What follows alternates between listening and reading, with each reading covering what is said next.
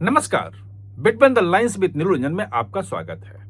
आज हम बात करेंगे कि ईरान के साथ अमेरिका और इजराइल की लड़ाई जो है उससे पाकिस्तान में क्यों हड़कंप मचा हुआ है। पाकिस्तान के राष्ट्रपति जरदारी क्यों बात कर रहे हैं कि भारत के साथ युद्ध होने वाला है।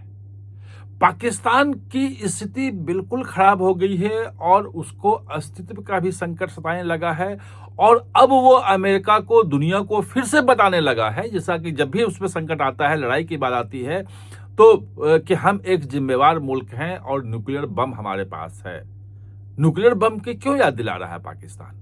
इन तमाम चीजों को हम समझेंगे क्योंकि जो जियोपॉलिटिकल चेंजेस आ रहे हैं, खासतौर पे ईरान में अगर सत्ता परिवर्तन होता है, रिजीम चेंज जिसे कहते हैं, तो उसका कितना इम्पैक्ट होगा पूरे इलाके पे वो आप सोच नहीं सकते हैं। और कूटनीतिक मामले में जो ऑपरेशन सिंदूर के बाद एक फर्म हायर करके उसको पैसे खिला करके और जनरल मुनीर जो है वो लंच कर आए वहाँ अमेरिका राष्ट्रपति ट्रंप के साथ और उनको एक गोले गोले दिखा, कहा कि देखो ये हमारे पास क्या बोलते हैं रेयर अर्थ मिनरल्स हैं, उस ढंग का रेयर अर्थ मिनरल होता नहीं। उसमें मजाक भी उड़ा कि इस ढंग का रेयर अर्थ मिनरल कैसे होता है कि आप ब्रीफ केस में ले जाकर दिखा रहे हो। खैर वो सब किया। अब वो खत्म हो गया है। खत्म इसलिए हुआ है क्योंकि पाकिस्तान में शुरू से ही एक इजराइल को खत्म करने के लिए कि इजराइल को हम मान्यता नहीं देंगे, ये पूरे आवाम को बताया गया है कि इजराइल को खत्म करना, नष्ट कर देना हमारा लक्ष्य है। अब वो इजराइल और अमेरिका के साथ मिलकर ईरान पे हमला कर दिया और ईरान ने बदले में खाड़ी के तमाम देशों पे हमला कर दिया। वो सऊदी अरब भी है, कतर भी है, यूएई भी है। पाकिस्तान के लिए समस्या ये है कि पाकिस्तान को मजबूरन अपने आवाम के दबाव में अमेरिका का जो हमला है उसकी निंदा करनी पड़ी और खास तौर पे जो खमेनेई जो मारे गए हैं उनकी निंदा करनी पड़ी। ये खाड़ी के देशों को पसंद नहीं आई होगी बात। भारत इसमें चुप्पी साधे रहा और बचा रहा और भारत के प्रधानमंत्री सब लोगों से बातचीत भी कर रहे हैं। 2 दिन पहले नेतन्याहू के साथ ही मिलकर आए थे और सर्जी गोर जिस ढंग से भारत के साथ घूम रहे हैं, प्रधानमंत्री से पिछले दिनों जो वो सेमीकंडक्टर वाले कारखाने गुजरात में वो वहां भी गए थे और जो खेल कर रहे हैं तो उसमें पाकिस्तान कहीं अलग थलग पड़ गया है। दूसरी बात कि जो ईरान अगर विघटित होता है, सत्ता परिवर्तन होता है, तो फिर जो जियोपॉलिटिकल जो अभी नक्शे जो हैं वो नक्शे भी बदल सकते हैं। वो इसीलिए कि बलूचिस्तान का, बलूचों का एक बड़ा इलाका जो है वो ईरान में है। बड़ी संख्या में बलूच वहां रहते हैं और भारत चूंकि पाकिस्तान के काउंटर में ईरान से संबंध रखता था तो इसलिए वहां पे खुल के नहीं आ रहा था। अगर वहां पे बलोचों को किसी तरह की आजादी, स्वायत्ता कहीं किसी तरह का मिलता है तो वे एक बलूचिस्तान की जो मांग लंबे समय से है उसको बड़ा बूस्ट मिल जाएगा। और बलूचिस्तान जो है पूरे पाकिस्तान का 43% है। अगर वो मिल गया, अमेरिका, इजराइल ने वहां बलूचिस्तान को, बलूचों को एक स्वायत्त इलाका देने के लिए कुछ कर लिया तो पाकिस्तान रोक नहीं पाएगा फिर उसे। और अफगानिस्तान में तालिबान जिस ढंग से ड्रोन से हमले शुरू कर दिया है, नूर खां बेस पे हमले की बात की है, तो वहां पे पाकिस्तान फंसा हुआ है बिल्कुल बुरे से। उसको लग नहीं रहा है कि अब करेंगे क्या। और जो लड़ाई हुई है उसमें न चीन आया है ईरान को बचाने, न रूस आया है।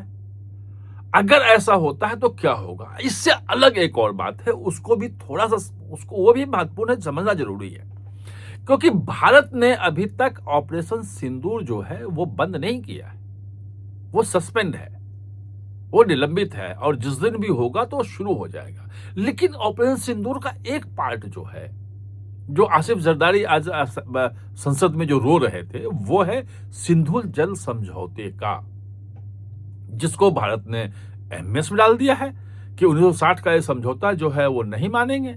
और उसके बाद वहां पनबिजली परियोजनाओं को हरी झंडी मिल रही है, प्रोजेक्ट को मिल रही है, काम शुरू हो रहा है। 2 साल के भीतर भीतर जो कैनाल है, पानी का यूज करना है भारत, वो तैयार कर लेगा और उसका इम्पैक्ट अब इस बार से दिखना शुरू हो जाएगा।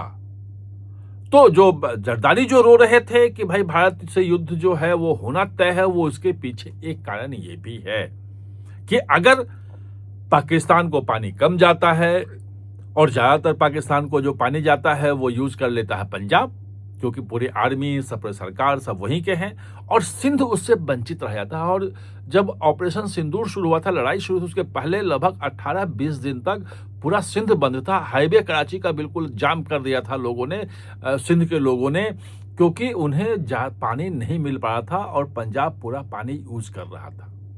और अगर पानी की कमी हुई, जो समझौता है उसके तहत भारत ने अगर वो एमएस डालने के बाद जो भारत अगर यूज कर लिया, तो वहां हाहाकार की स्थिति बन जाएगी। और उसमें आपको बिलावल भुट्टो का भी बयान होगा, जब उसने कहा था ऑपरेशन सिंदूर के पहले कि दरिया में या तो पानी बहेगा या खून बहेगा, वो धमकी दी थी उसने। तो खून तो बह गया और पानी पे वो संकट आ रहा है। तो पाकिस्तान को अब अपने पूरे अस्तित्व को लेकर के एक बड़ा सवाल उठ गया है कि आखिर वो करेगा क्या, क्योंकि वो चारों तरफ से घिर गया है और उसके साथ कोई नहीं है। आप ये सोचो कि मुश्किल से 3-4 देश, 56 देश हैं, इस्लामिक देश हैं पूरी दुनिया में, उसमें से 3-4 देशों ने ही केवल खमेनी की मौत की निंदा की है, बाकी किसी मुस्लिम देश ने नहीं की। अब कांग्रेस यहां सोनिया गांधी कह रही है कि भारत को स्टैंड लेना चाहिए। भाई स्टैंड तो सभी देशों को लेना चाहिए था, लेकिन जो वहां पे हुआ है, कोई मुस्लिम देश ईरान के साथ नहीं है, क्योंकि ईरान जो कर रहा था हिजबुल्लाह के मार्फत, हमास के मार्फत, पूरी दुनिया में हुतियों के द्वारा जैसे वो कर रहा था, उसके साथ अरब के देश ही शामिल उसके साथ नहीं हैं। ऐसे में जब पाकिस्तान ये अलग थलग होता हुआ दिख रहा है कि अब उसका क्या होगा, एक बड़ा सवाल आ गया है।